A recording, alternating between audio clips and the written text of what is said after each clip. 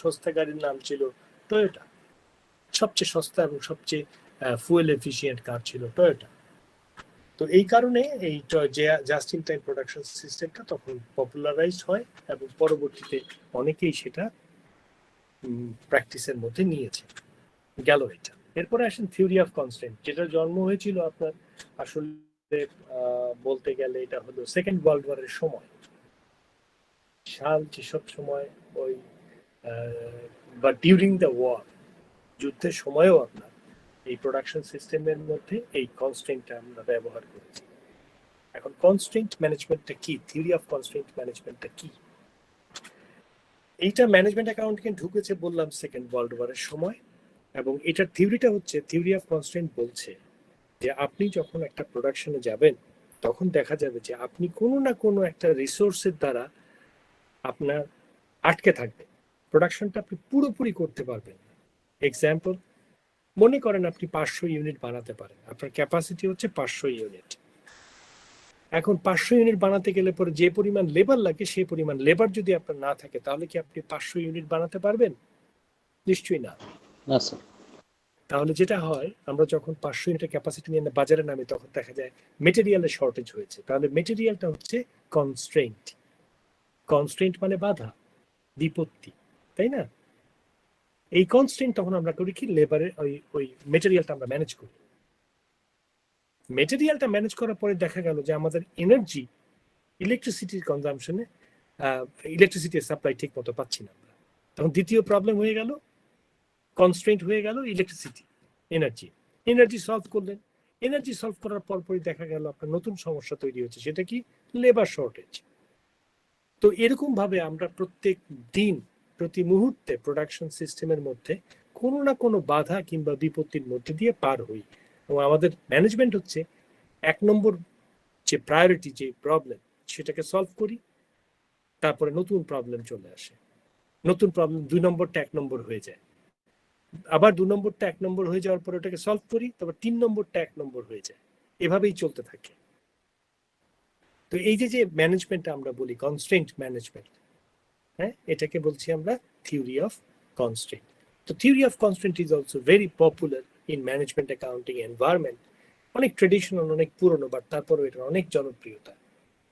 Finally আসেন six sigma. Six sigma যেটা বলেছে সেটা হলো, আসলে এখানে আমার একটা পেপার আছে এটার উপরে, অনেকে বলে সিক্স সিগমা আর টোটাল কোয়ালিটি ম্যানেজমেন্ট একই কথা। তো আমরা আবার টোটাল কোয়ালিটি টিকিউএম, অনেক টিকিউএম টোটাল কোয়ালিটি ম্যানেজমেন্ট। ওকে ওকে ওকে স্যার। এখন অনেকে বলে যে সিক্স সিগমা হচ্ছে টিকিউএম এর একটা অংশ, আবার কেউ বলে সিক্স সিগমা আর টিকিউএম আলাদা। অনেকভাবে অনেক রকমের ব্যাখ্যা আছে, তো আমরা ব্যাখ্যায় যাচ্ছি না। সিক্স সিগমা কি করে? সিক্স সিগমা আসলে জিরো ডিফেক্ট নিয়ে আসে। সিক্স সিগমাতে কিছু জিনিস করা হয়, যেমন ধরেন স্ট্যাটিস্টিক্যাল কোয়ালিটি কন্ট্রোল বলে একটা কনসেপ্ট আছে, আপনারা জানেন কিনা জানি না। স্ট্যাটিস্টিক্যাল কোয়ালিটি কন্ট্রোল সেটা করা হয়ে থাকে সিক্স সিগমার ক্ষেত্রে। Six sigma based on few mathematics, কতগুলি অঙ্ক আছে, স্ট্যাটিস্টিক্স আছে, সেগুলোর খুব অ্যাপ্রোপ্রিয়েট ব্যবহার করে করে আমরা কস্ট রিডাকশন, আমরা কোয়ালিটি ইমপ্রুভমেন্ট, ডিফেক্ট রিডাকশন এগুলো করে থাকি। আমি সিক্স সিগমার পুরো ভিতরকার ব্যাখ্যায় যাচ্ছি না। সিক্স সিগমা ব্যবহার করেছে বাংলাদেশে, প্রথম ব্যবহার করতে হলো American express bank.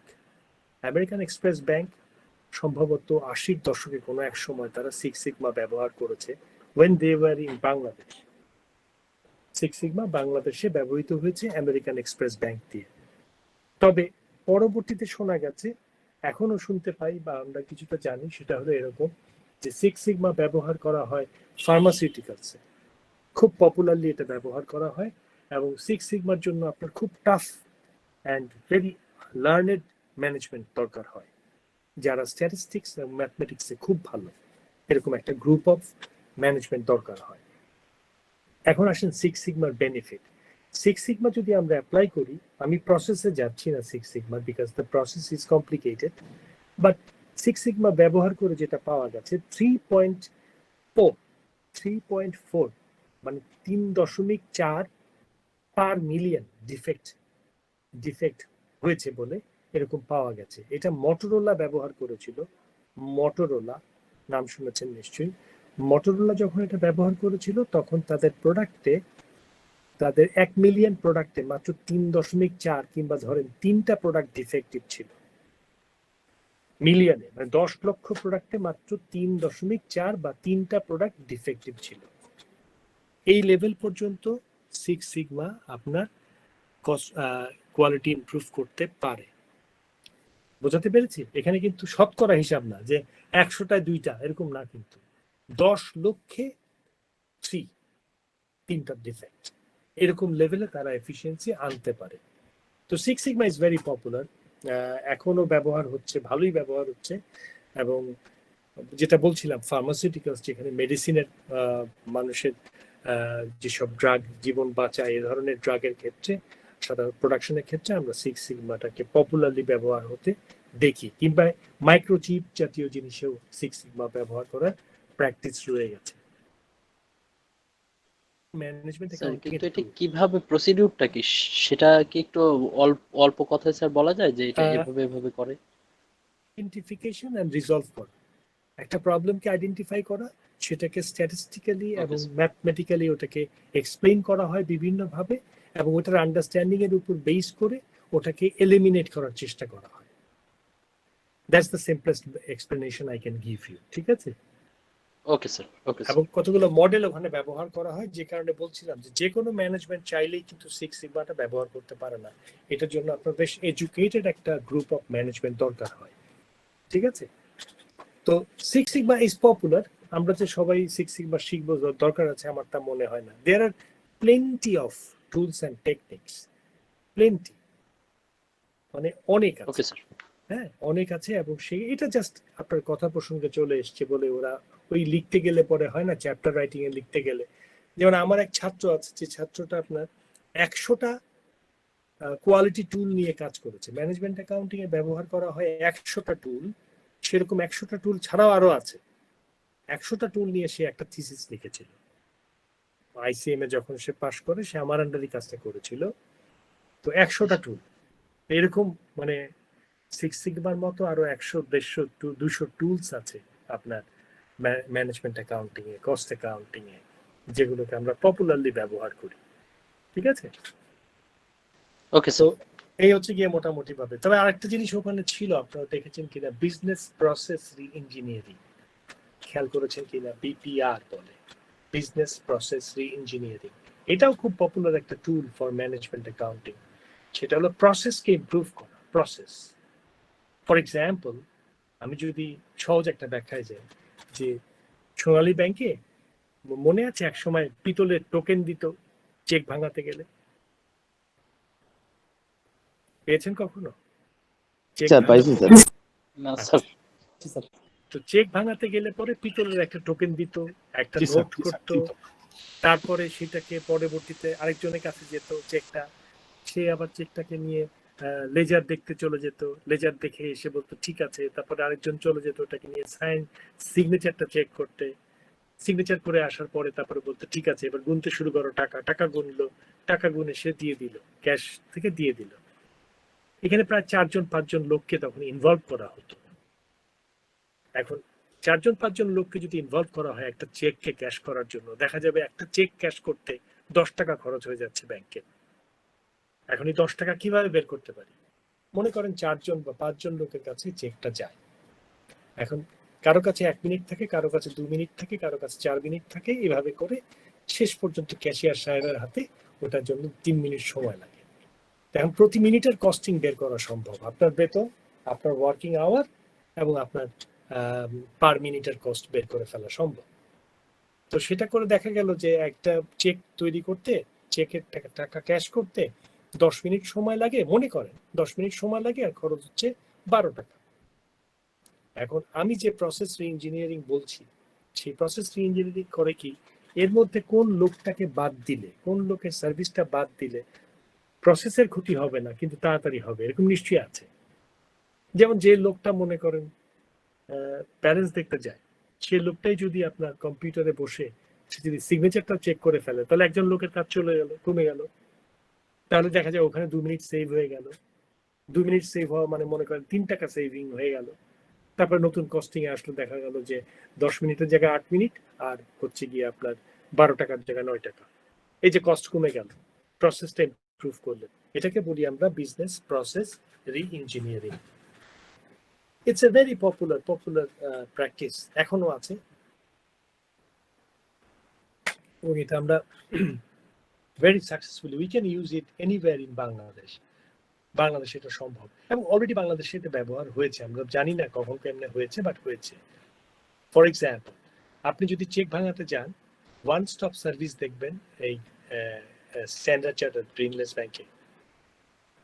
Standard chartered ব্যাংকে একজন লোক সমস্ত কিছু করে, সেই ক্যামেরাটা হচ্ছে সেকেন্ড ম্যান, ইন্টারনাল কন্ট্রোল।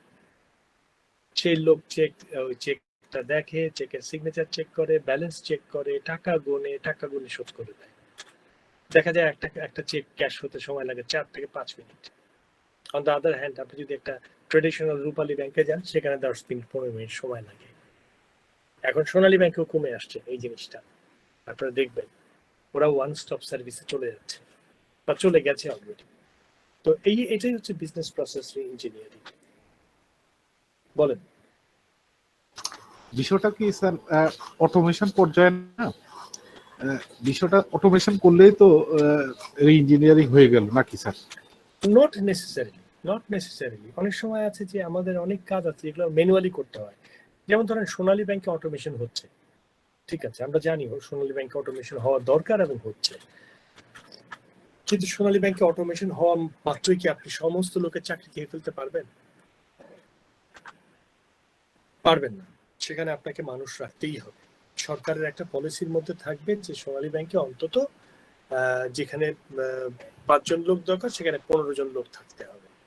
এটা সরকার জানে, কিন্তু সরকার সেই জায়গাগুলো নষ্ট করে না, ঠিক আছে। কিন্তু আবার একটা কথা মাথায় রাখতে হবে যে সার্ভিসও আবার কাস্টমারকে দিতে হবে তাড়াতাড়ি। তাহলে সেখানে এক ধরনের ট্রেড অফ করা হয়, মানুষও রাখা হচ্ছে, অটোমেশন হচ্ছে, আবার কাস্টমারকে বেটার সার্ভিস দেওয়া হচ্ছে। অনেক কিছু কিন্তু একসাথে হচ্ছে ওখানে। এটা কিন্তু জটিল একটা ম্যানেজমেন্ট। এটা কিন্তু জাপানের মতো না। জাপানে যেমন একটা জায়গাতে 20 জন কাজ করতো, মেশিন এনে ওখানে 2 জন লাগিয়ে দিয়েছে, কোনো লস নাই, কারণ জাপানে ওই যে বাকি 8 জন যে চলে গেল, তারা নতুন জায়গায় চাকরি পেয়ে যাবে। দেয়ার আর প্লেন্টি অফ জব। কিন্তু বাংলাদেশে কিন্তু সোনালী ব্যাংক থেকে আপনি যদি 50 জন লোক ছাঁটাই করে দেন, তাদেরকে কিন্তু আপনি আর কোথাও প্রোভাইড করতে পারবেন না। দেয়ার লাইভলিহুড উইল বি ডিস্ট্রয়েড, তাই না? তো সেগুলো মাথায় রেখে ট্রেড অফ আছে এখানে অনেক কিছু। তো অটোমেশনকে শুধুমাত্র আপনি অটোমেশন বলতে পারেন না বাংলাদেশ কনটেক্সটে, বাট বিদেশের কনটেক্সটে অবশ্যই আপনি অটোমেশন বলতে পারেন, যে automation and business process engineering মোটামুটি একসাথেই যাচ্ছে। কিন্তু বাংলাদেশের মতো দেশের কনটেক্সটে দিস ইজ নট ট্রু। এখানে কাস্টমারের সার্ভিস দেওয়া হবে, আবার চাকরি রাখতে হবে, মানুষের চাকরি রাখতে হবে। নজরুল, আপনি ধরতে পেরেছেন পয়েন্টটা? ধরতে পেরেছি স্যার। এটা আসলে আপনি বলতেছেন ঠিক মতোই, কিন্তু আসলে দেখা যাচ্ছে বাস্তব অবস্থা কিন্তু কস্টলি।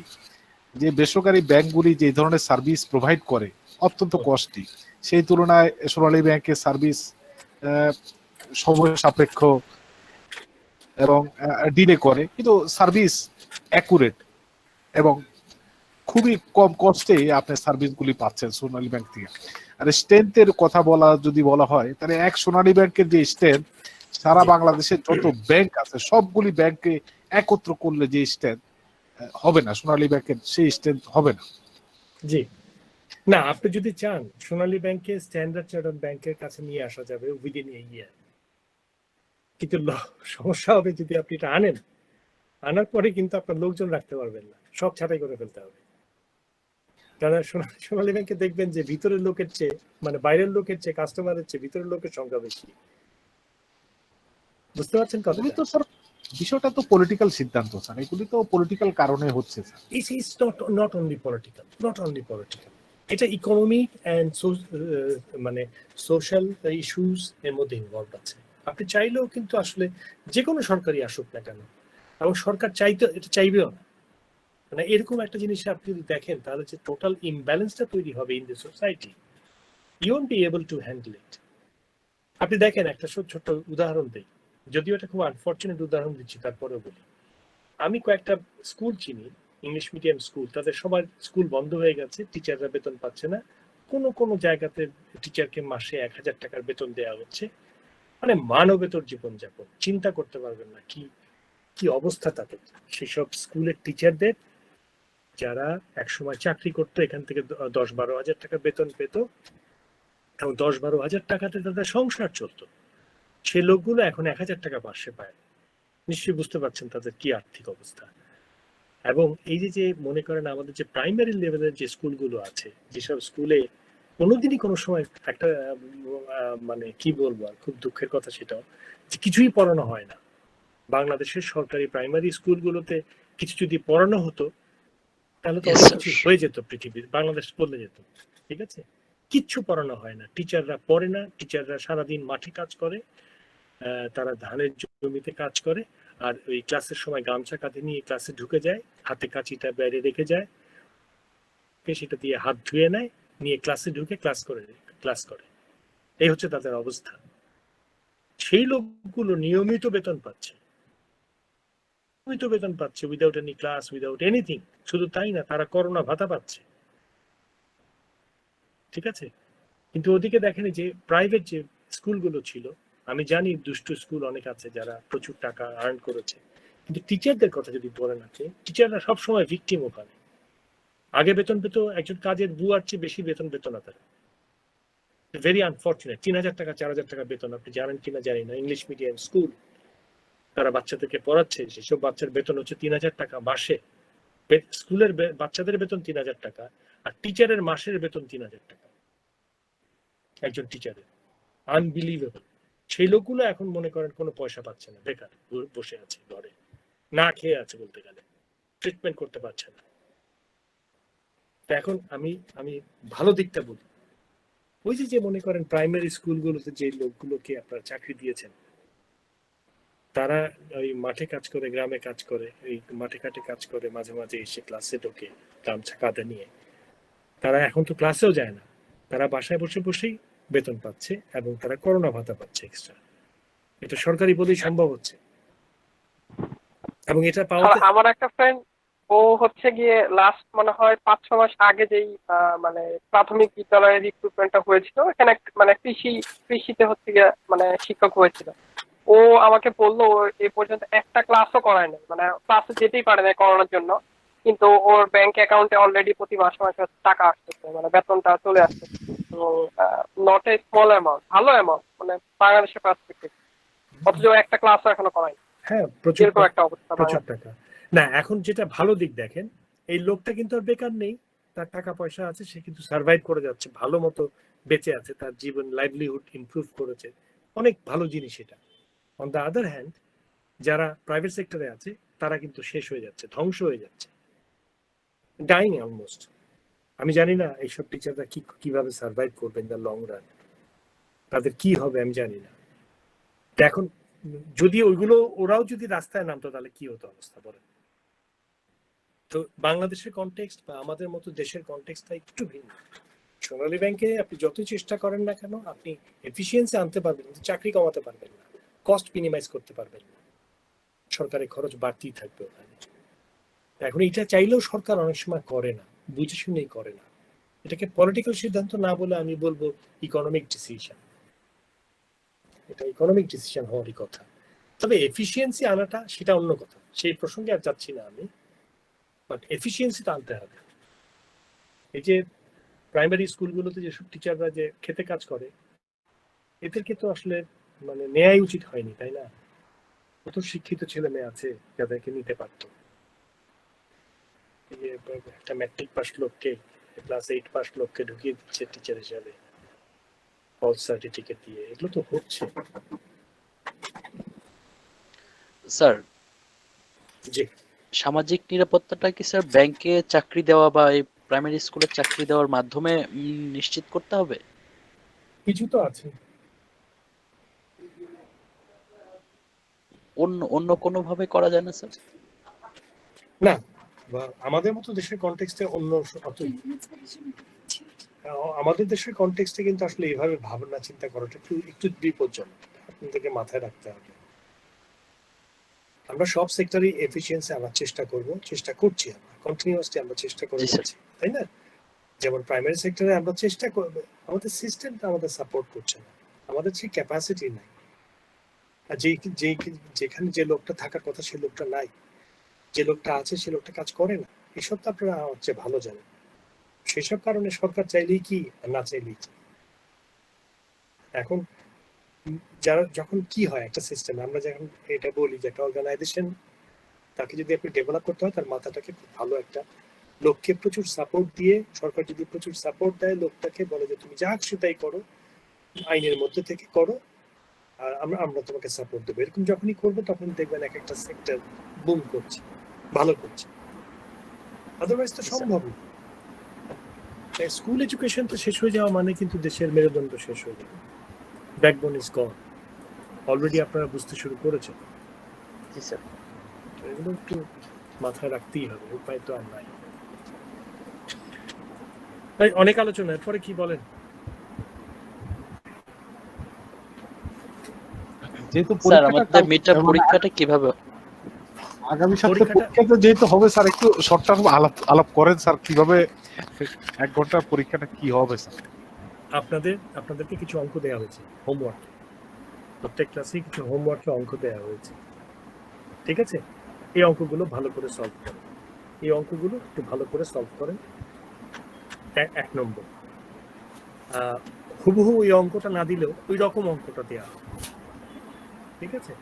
এটা আপনাদের মানে বোঝার জন্য বলছি। 1 ঘন্টা সময় দেওয়া হবে এই পরীক্ষাটার জন্য, যে পরীক্ষাটা আপনারা অঙ্ক লিখে দেবেন, হাতে লিখে দেবেন। আপনাদের খুব একটা কপি করার সুযোগ থাকবে না, এই জন্য এখন লোকজন আসছে দেখি। হাসানুজ্জামান এখন ঢুকলো, ভালো। তো আপনাদের ওই অঙ্কগুলোকে বুঝে, অঙ্কগুলো দেখে, আমি অনলাইনে থাকবেন আপনারা, আপনাদের এক্সাম টাইমটা রেকর্ডিং হবে, আপনাদের ভিডিওটা অন রাখবেন। সে সময় আপনারা যখন পরীক্ষাটা দেবেন, আপনারা ভিডিওটা অন রাখবেন এবং আপনারা পরীক্ষা থাকবেন। এবং সেখানে যেটা আমার প্রত্যাশা হবে যে আপনারা একটু হোমওয়ার্কটা যদি ভালো করে অঙ্কগুলো বুঝে বুঝে করে থাকেন, তাহলে আপনাদের সবকিছু সোজা লাগবে, ঠিক আছে? সোজা লাগার কথা। আর একটা জিনিস আমি ঠিক ধরতে পারছি না। স্যার অঙ্ক কি গুগল ফর্মে করতে হবে? না, গুগল ফর্মে না, আপনারা কাগজে করবেন, সাদা কাগজের উপর লেখা থাকবে। আপনারা 5টা-6টা কাগজ রেডি রাখবেন, A4 সাইজের কাগজ।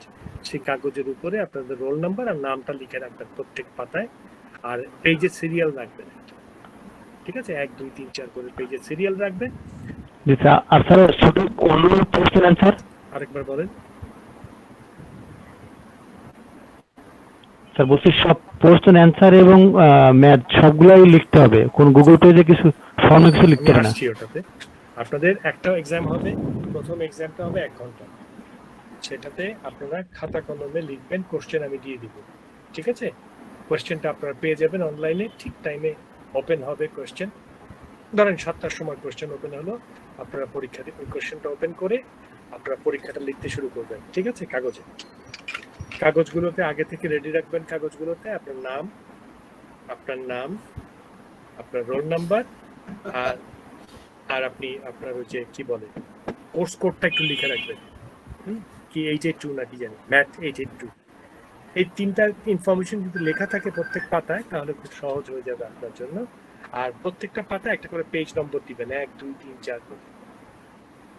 তারপরে অঙ্কটা সলভ করবেন, 2টা বা 3টা অঙ্ক থাকবে, সে অঙ্ক 3টা সলভ করবেন, ছবি তুলবেন, ছবি তুলে আপলোড করবেন। যেখানে আপনারা কোশ্চেনটা পাবেন সেখানেই ওটা আপলোড করে দেবেন। ফিনিশড। পার্ট এ চলে গেল, এবার পার্ট বি। 1 ঘন্টা পর আপনারা আরেকটা গুগলের আরেকটা এই এমসিকিউতে ঢুকবেন, ঠিক আছে? ওটাও যাবে, এমসিকিউতে ঢুকে এমসিকিউতে অ্যান্সার করবেন। ওটার জন্য হয়তো 20 মিনিট সময় থাকবে বা 10 মিনিট সময় থাকবে, যেইটাই থাকুক এমসিকিউটা আপডেট করবেন, ঠিক আছে? That's it. এই হচ্ছে আপনাদের এক্সাম। কোয়েশ্চেনের কথা বলছি। কোয়েশ্চেনের প্যাটার্ন হচ্ছে গিয়ে কয়েকটা অঙ্ক, যে অঙ্কগুলো আমি হোমওয়ার্কে দিয়েছি এই টাইপের অঙ্ক। হোমওয়ার্কে দেওয়া অঙ্কের মতো অঙ্কগুলো করতে হবে, ঠিক আছে? এই জন্য হোমওয়ার্কে যে অঙ্কগুলো দিয়েছি সেই অঙ্কগুলো বই থেকে পড়ে সলিউশনটা আবার চেক করে নেন। এই 7 দিন আপনারা এই কাজটা করবেন, যে হোমওয়ার্কে যে অঙ্কগুলো দিয়েছি সেই অঙ্কগুলো আপনারা পড়বেন বই থেকে, পড়ে তার অ্যান্সারগুলো চেক করবেন ঠিক আছে কিনা, কিভাবে করেছে এটা একটু দেখতে হবে। So understanding of the question is very important. আপনারা বলেন।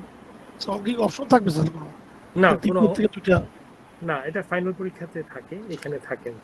স্যার আমরা হোমওয়ার্ক তো দিছি 2টা স্যার, হোমওয়ার্ক আমরা পাঠিয়েছি 2টা, chapter 2 chapter 5 sir. Chapter 5 chapter 6 দেন নাই আপনারা কোনো কিছু? জি না স্যার। সেটা বলেন না চ্যাপ্টার 6 কি আমি কোনো হোমওয়ার্ক দেইনি আপনাদের? না স্যার। না স্যার। আচ্ছা, চ্যাপ্টার 6 তো শেষ করেছিলাম না? জি আমরা শেষ করেছি স্যার। ভেরি গুড, শেষ করে থাকলে পরে ঠিক আছে। আজকে তাহলে আমি অ্যাসাইন করে দিয়ে দেবো। আজকে তাহলে কয়েকটা অঙ্ক আপনাদের করতে বলবো, ঠিক আছে? আমার অঙ্কগুলো মনে করতে হবে। আমরা প্রস্তাব করছি স্যার 2 আর 5-এর মধ্যেই থাক স্যার, যেহেতু আমরা হোমওয়ার্ক গুলো করেছি। না এটা বলবেন না, তাহলে চ্যাপ্টার 6 কিন্তু পরবর্তীতে আপনার মাথার উপর এই সেকেন্ড মিড টার্মে আপনার মাথায় উঠে যাবে। লিটারে করলাম স্যার, অসুবিধা নেই। সেকেন্ড মিড টার্মে অতটা হজম করতে পারবেন না, সেকেন্ড মিড টার্মে বেশ জটিল কিছু টপিক আছে। হ্যাঁ, সেকেন্ড মিড টার্মে জটিল টপিক থাকবে। কেন আপনাদের হোমওয়ার্ক দেওয়া হয়নি? এটা খুব অবাক হলাম তো। চ্যাপ্টার শেষ করেছি, হোমওয়ার্ক দেয়নি। না, হোমওয়ার্ক দেওয়া হয়নি তো। স্যার আমরা যারা নতুন তাদের জন্য তো স্যার হোমওয়ার্ক গুলো করতে অনেক সময় লাগে স্যার। যদি সময় লাগে তো করবেন। হ্যাঁ স্যার, অনেক সময় লাগে। মানে আপনি যে 2টা চ্যাপ্টারের হোমওয়ার্ক দিয়েছেন ওটা করতে প্রায় 3 দিন 6 ঘন্টা, প্রায় 6 ঘন্টার মতো লাগছে। 6 ঘন্টা তো কোনো টাইমই না একটা কোর্সের জন্য। 6 ঘন্টার সময় হোমওয়ার্ক করার জন্য? আপনাদের ভাব দেখলে মনে হয় কি জানেন, আপনারা ট্রেনিং প্রোগ্রামে এসেছেন, ট্রেনিং করবেন, ট্রেনিং এর পরে একটা অ্যাসেসমেন্ট হবে, বাড়ি চলে যাবেন, এরকম একটা ব্যাপার আর কি। এটা একটা মাস্টার্স প্রোগ্রাম রে ভাই। জি স্যার। ওই বারোটা একটা মাস্টার। রাতে তো 2-3 ঘন্টা বেশি পাই না। জি শোনেন, আইবি এর ইভিনিং এর প্রোগ্রামে আমার এক আত্মীয় পড়তেন, উনি সারা রাত পরেও কিছু ম্যানেজ করতে পারতেন না। আইবিএ তে সারা রাত পরেও কিছু ম্যানেজ করতে পারতেন না। তো উনি যখন ডিগ্রিটা অ্যাওয়ার্ডেড হলেন, হি ওয়াজ অ্যান ইঞ্জিনিয়ার, উনি খুব ভালো স্কোর করেছিলেন, উনি তার উপর বেশ করে অনেক বড় চাকরিও পেয়েছেন। তো আমি যেটা বলতাম যে দিস ইজ কল স্টাডি, এটাকে বলে পড়াশোনা। আপনারা ইভিনিং এ ঠিকই পড়ছেন, কিন্তু আপনারা কিন্তু ওই লেভেলে পরিশ্রম করতে পারছেন। আপনাদের পরিশ্রম করতে হবে, হ্যাঁ, তাহলে তো সর্বনাশ হয়ে যাবে। চ্যাপ্টার 6-এ আমাদের যে হোমওয়ার্কটা আমরা যদি বলি, আমি একটু বলি আপনাদেরকে। চ্যাপ্টার 6-এ আমি যে অঙ্কগুলো কথা বলি, একটু ইয়ে করে নিলে পরে আপনাদেরই সুবিধা হবে, আমার কি।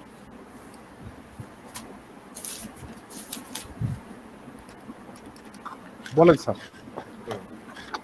বলছি,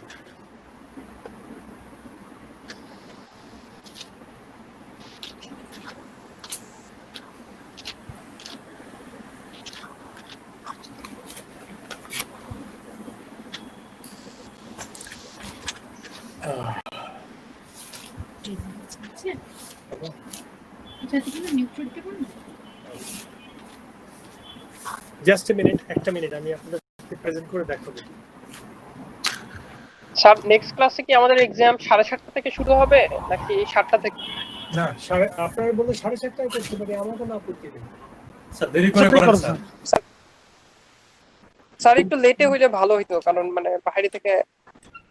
তাহলে 7:30টা করবো, অসুবিধা কিসে?